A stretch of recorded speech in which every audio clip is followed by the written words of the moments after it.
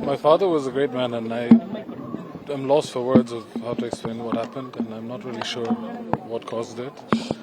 I would like to thank everyone for attending today, and like to thank the media for being with him when he was alive, and also being with him today. And I don't have much words to say because I'm trying to process what's happening. Thank you. I will come back and answer questions further time after. ಎಲ್ಲರಿಗೂ ನಮಸ್ಕಾರ. ರೋಹಿತ್ ಅವರು ಇವತ್ತು 3 ದಿನದಿಂದ ಪಾಪ ಅವರು stress ಅಲ್ಲಿ ಇದ್ದಾರೆ. ಅವರ ಜೀವನನೇ ಒಂದು ಫುಲ್ ಸ್ಟಾಪ್ ಬಂದಂಗೆ ಆಗಿರುತ್ತೆ. ಸ್ವಂತ ತಂದೆ ತೀರೋಗಿದ್ದಾರೆ, ಹೆಂಗ್ ತೀರೋಗಿದ್ದಾರೆ, ಯಾಕೆ ಏನು ಅಂತ ಅವ್ರಿಗೆ ಅರ್ಥ ಆಗ್ತಾ ಇಲ್ಲ. ಅವರು ನಿಮ್ಮನ್ನ ಧನ್ಯವಾದ ಹೇಳಕ್ ಬಂದಿದ್ದಾರೆ. ಮಾಧ್ಯಮದ ಸ್ನೇಹಿತರು ನೀವೆಲ್ಲ ಬಂದು ಪ್ರೋತ್ಸಾಹ ಕೊಟ್ಟಿದ್ದೀರಾ, ಅವ್ರ ಜೊತೆ ನಿಂತಿದ್ದೀರಾ. ರಾಯ್ ಅವರು ಜೀವಂತವಾಗಿರುವಾಗಲೂ ಕೂಡ ನೀವೆಲ್ಲರೂ ಕೂಡ ಅವರಿಗೆ ಒಳ್ಳೆತನವನ್ನು ತೋರಿಸಿದ್ದೀರಾ. ಇವತ್ತು ಅವ್ರು ನಮ್ಮನ್ನು ಬಿಟ್ಟು ಹೋದಾಗ್ಲೂ ಕೂಡ ನೀವೆಲ್ಲರೂ ಕೂಡ ಅವರಿಗೆ ಇಷ್ಟೊಂದು ಪ್ರೀತಿ ತೋರಿಸಿದ್ದೀರಾ.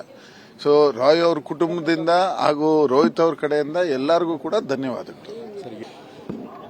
My father was a great man, and I'm lost for words of how to explain what happened, and I'm not really sure what caused it. I would like to thank everyone for attending today, and like to thank the media for being with him when he was alive, and also being with him today. And I don't have much words to say because I'm trying to process what's happening. Thank you. I will come back and answer questions further time after. ಎಲ್ಲರಿಗೂ ನಮಸ್ಕಾರ.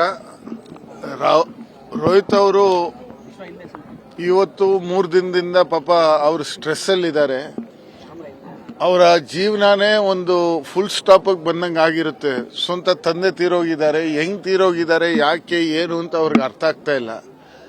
ಅವರು ನಿಮ್ಮನ್ನ ಧನ್ಯವಾದ ಹೇಳಕ್ ಬಂದಿದ್ದಾರೆ. ಮಾಧ್ಯಮದ ಸ್ನೇಹಿತರು ನೀವೆಲ್ಲ ಬಂದು ಪ್ರೋತ್ಸಾಹ ಕೊಟ್ಟಿದ್ದೀರಾ, ಅವ್ರ ಜೊತೆ ನಿಂತಿದ್ದೀರಾ.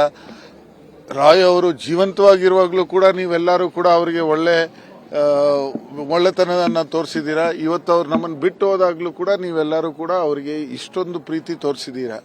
ಸೊ ರಾಯ್ ಅವ್ರ ಕುಟುಂಬದಿಂದ ಹಾಗೂ ರೋಹಿತ್ ಅವ್ರ ಕಡೆಯಿಂದ ಎಲ್ಲರಿಗೂ ಕೂಡ ಧನ್ಯವಾದಗಳು.